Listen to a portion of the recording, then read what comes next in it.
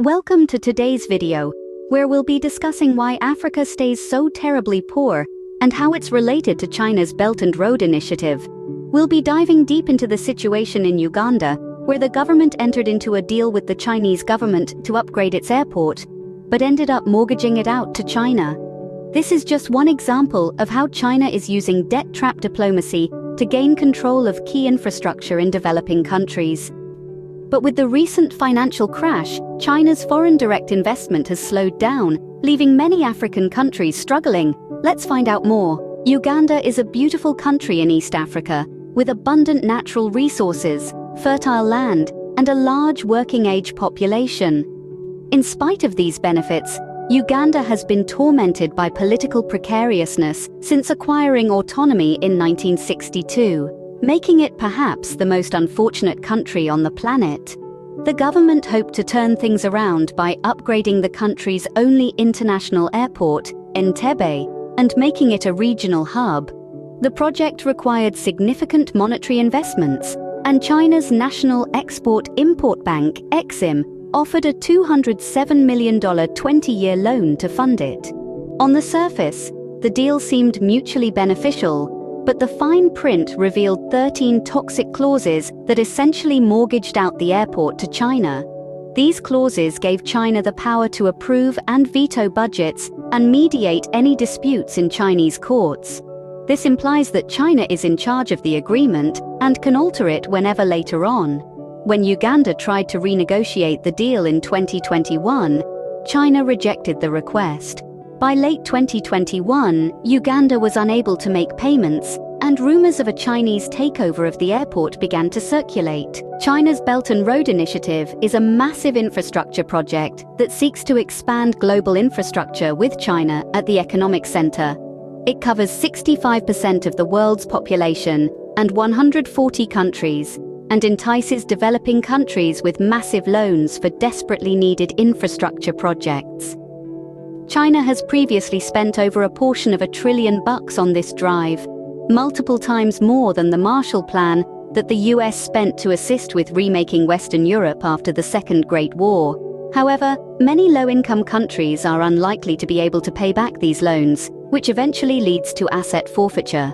For example, Sri Lanka lost its largest port to China, which it has leased for the next 99 years. Kenya, the largest port in Africa, Mombasa, was almost forfeited to China, but the country was burdened with a mountain of Chinese debt. Laos, which let external debts get out of hand, was forced to cede a majority stake in its power grid to China. With such massive fixtures of these economies being controlled by the Chinese government, developing countries become heavily influenced, if not financially subservient to Beijing. This is called debt trap diplomacy, and China is using it to become a superpower. China's growth and industrialization in the last 40 years were largely due to cheap labor. However, as wealth and productivity steadily increased, that labor became less competitive on the global stage, and China is facing the middle-income trap. To overcome this, China is relocating wealth generation and cheap labor to low-income countries, particularly in Africa, while transferring the domestic market to more complex industrial manufacturing and services. With Africa poised to undergo dramatic economic growth and an explosion in population, Africa will become China's new China. But with China's foreign direct investment slowing down due to its own domestic fears of a financial meltdown, including the possibility of its largest property holder Evergrande defaulting, the Belt and Road Initiative is in question. Countries that were relying on secure additional funding have found themselves cut off, and many projects have run out of money. As these countries struggle to secure funding for their projects, they are learning the hard way that the free-flowing capital of the last decade is not a guarantee. This is especially troubling for African countries, who had hoped that the Belt and Road Initiative would assist them in overcoming economic issues. With total funding for the continent dropping by over 70% in just the last 3 years, many countries are now forced to resort to alternative measures to secure funding. For example, in Kenya, the government is refurbishing 19th-century colonial British tracks that have been covered by foliage for over half a century.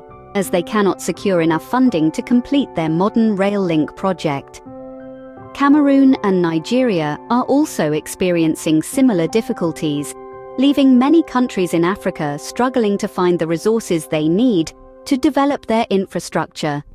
The situation is not just limited to Africa. Nations all over the planet are currently becoming careful about China's Belt and Street Drive, as they perceive how dealing with key foundations in agricultural nations has been utilized. Many are currently addressing whether this drive is genuinely a commonly useful venture, or on the other hand, in the event that it is only a way for China to declare its strength over different nations. While China's intentions might be to turn into a worldwide superpower, nations really must know about the dangers and guarantee that any arrangements they go into are valuable together. Nations genuinely should investigate elective wellsprings of subsidizing to guarantee they can proceed to create and develop without turning out to be excessively dependent on any one nation or wellspring of financing. Exclusively, they might at any point guarantee that they can break the pattern of neediness and move towards a more promising time to come. Thank you for watching.